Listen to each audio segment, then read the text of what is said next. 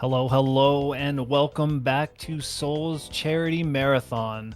Chat, it looks like we're going to get our twist going here. We got Kefka speeding through Chameleon twist. So go ahead and introduce yourself, Kefka.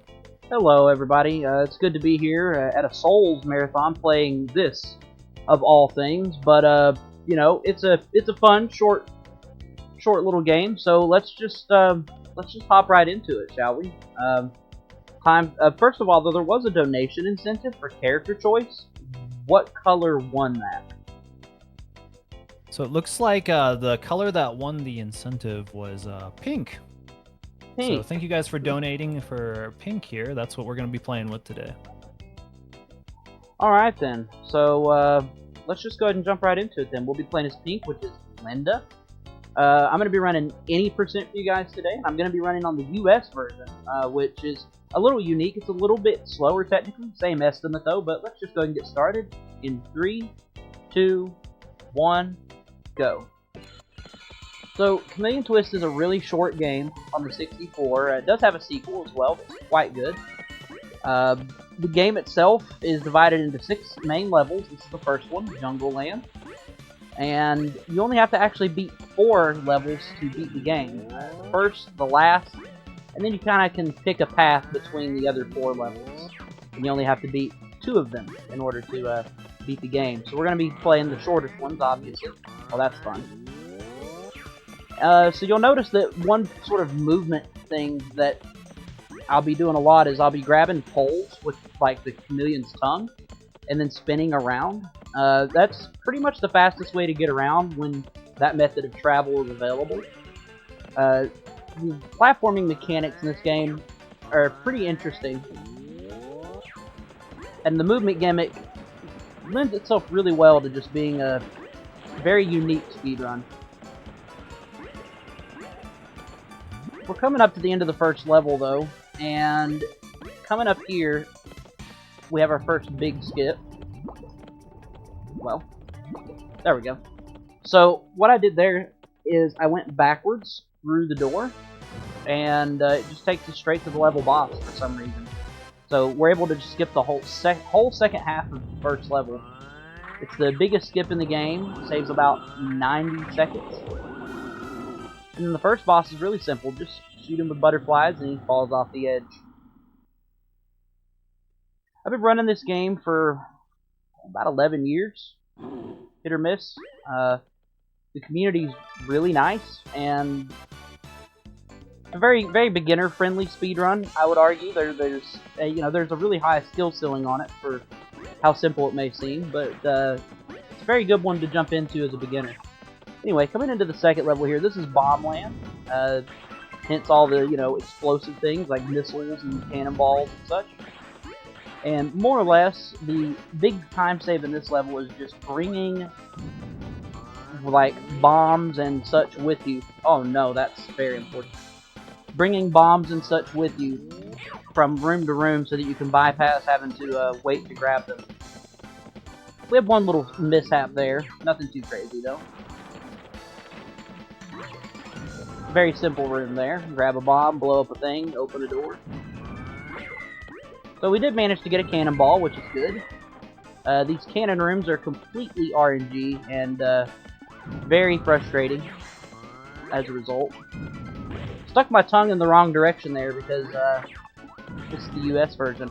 On the JP version, there is actually a missile that spawns there, so that's fun.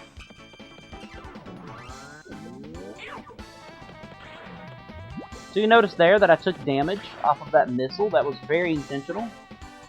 Now we're going to see if we can get a frame perfect trick though. And I'm going to see if I can get through this door. Second try, not bad. So you can skip certain puzzles by clipping through doors. And door clips are really hard. They're frame perfect and they really suck. And there's a bunch of them in the run. Here's another one right here that we got first try. And then we're already at the second boss, so we're already coming up kind of on the halfway point of the run, just about. But this is Bomb Snake. This boss is very different in the US version compared to the Japanese version. Very different. We're going to be doing what I like to call good old faithful, which is a tried and true way of beating this boss consistently on the US version. people have been doing a long time. Like so. Perfect boss, honestly. And then we're going into the third level, which is the hardest level in the game by a long shot. It's called Kids Lane. It's terrible. The reason for that is the global cycles in the level. All the platforms in the stage are on a global cycle, or all the moving platforms. And part of getting a good time in this level is just making sure to hit the best cycles you can. So we'll see where we end up falling here. But you'll also realize very quickly, platforming-wise, this level is extremely tough compared to the previous ones. And casually speaking, that's true as well. This is definitely the hardest stage in the game. We're doing pretty okay so far here. Coming into what I like to call the elevator room. There's 2 of these throughout the run. And then we can just move on. And then here we gotta kill a few enemies to open the door. Pretty simple stuff. Accidentally picked up 2 guys there, not a big deal. Let's see what kind of RNG we get. Okay. Yeah, bad RNG. So we're probably not going to be able to make the fast cycle in this next room. We got pretty terrible RNG there. We might be able to. Nope, not quite. That's okay. So we're falling back on what we like to call normal cycle.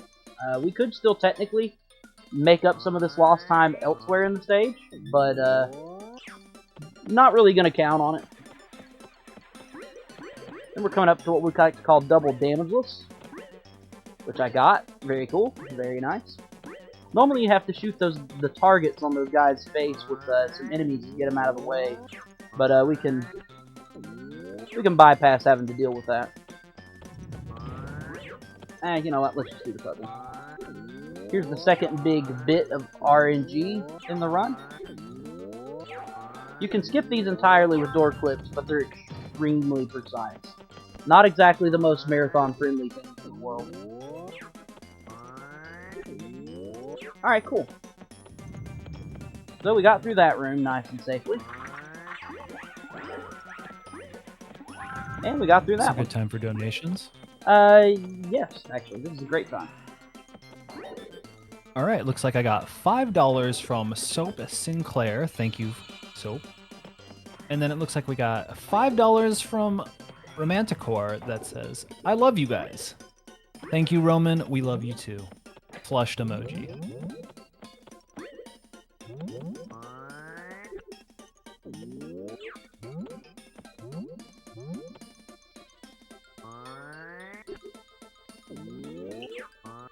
So we're coming up on the end of Kids Land here. Nice. So you'll notice I paused my game when I entered that room there, and that pause is frame perfect, and you'll be like, what's going on? So I saved my game and I entered training mode, and then I'm loading back in, and the reason for this is it allows me to move during this boss cutscene. This boss is normally an auto-scroller, which you are going to get to see a little bit of, because I wasn't able to hit the trick. It's a little harder to do on US. But you can see here we have to wait for this cake to fire some strawberries at us. Then it opens up, and we eat the little dudes inside, right? You can skip having to do any of this by hitting the trick that I failed a few moments ago. So we're already going into the last level, which is Ghost Castle. It's probably the most boring level in this run, honestly. It's got one really cool trick at the end that I'll definitely go for a time or two. We'll see what happens. One thing that really stinks about running this game, though, is this last level is full of RNG. Unlike the rest of the game, which does have some RNG, but we were able to bypass a lot of it today, just based on, you know, different skills and such.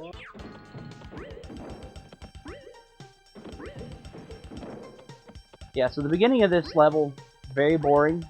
Just go from place to place, don't fall. But once we come into the room after this one here, this kind of weird spinning room, that's when the level starts to get serious. Now, it gets a little more serious in the Japanese version. than it does on the US version, but it still gets pretty strange. I'm probably gonna play it safe. Yeah, I am. So I grabbed a bunch of flames there for you.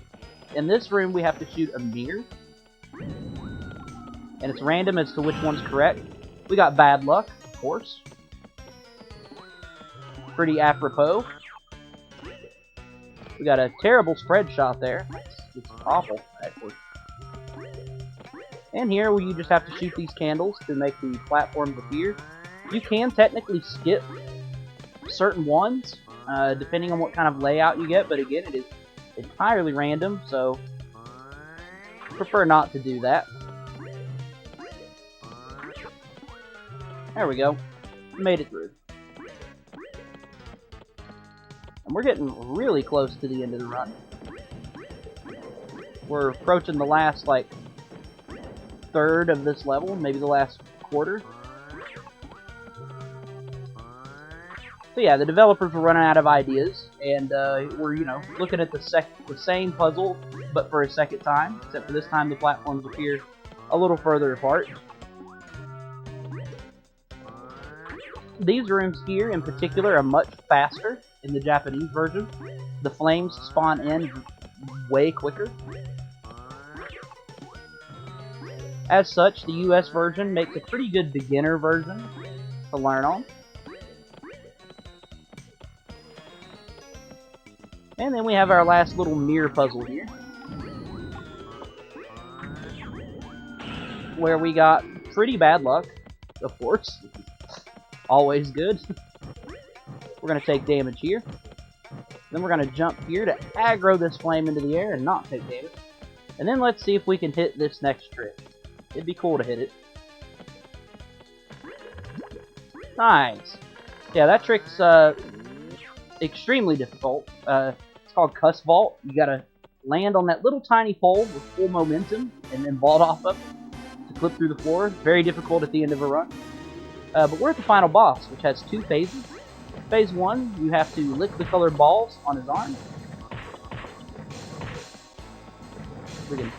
There we go.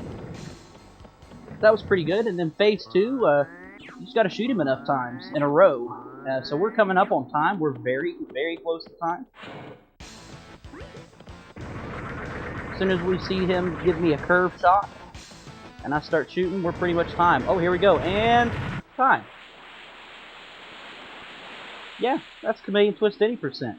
It's short. It's very nice. It's short. It's sweet. It's simple. Got a good high skill ceiling if you want to like go really, really deep into a game. And yeah, shout outs to the whole Twist community, and shout outs to you guys for having me. It's been a lot of fun. I don't run this game as much as I used to run it, but it's really cool getting to do it for an event, as always. And it's cool that people donated for the character voices as well.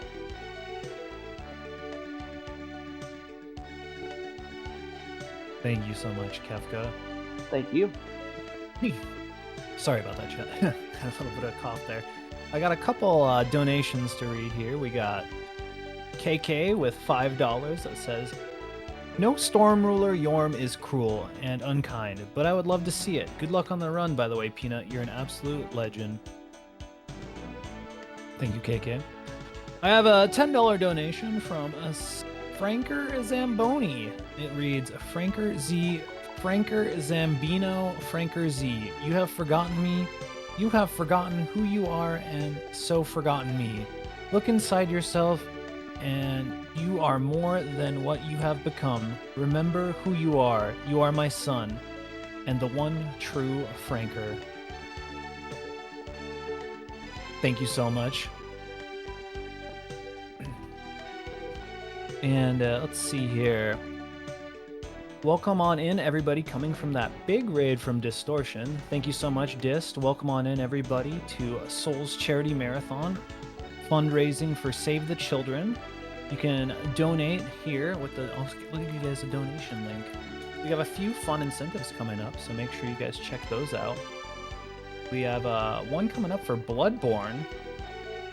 Let's see here. No buff Garmin Moon Presence, and that's BL4 Bloodborne. So that's sure to be a fun one. So make sure you get your donations in to make them suffer just a little bit more for the kids.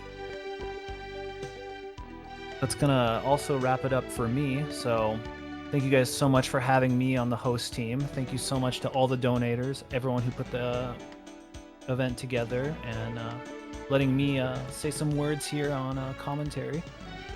Up next is going to be Goofball the Cat taking over for me. So thanks again, guys. I'll be signing off now. Thank you guys so much. Catch you next time.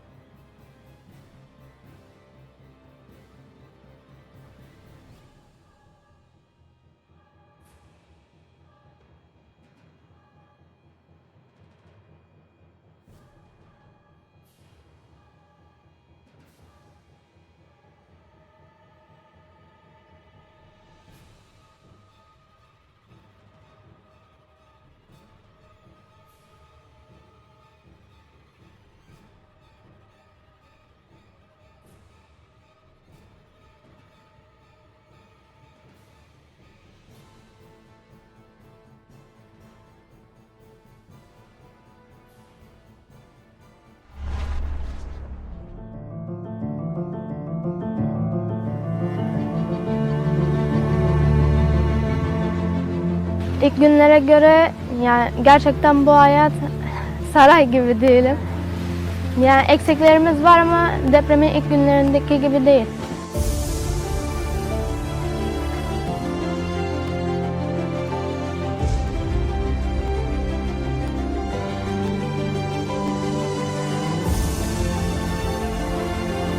صار زلزال صار خوف كنت مع سنام بنام ما بخاف من هالزلزال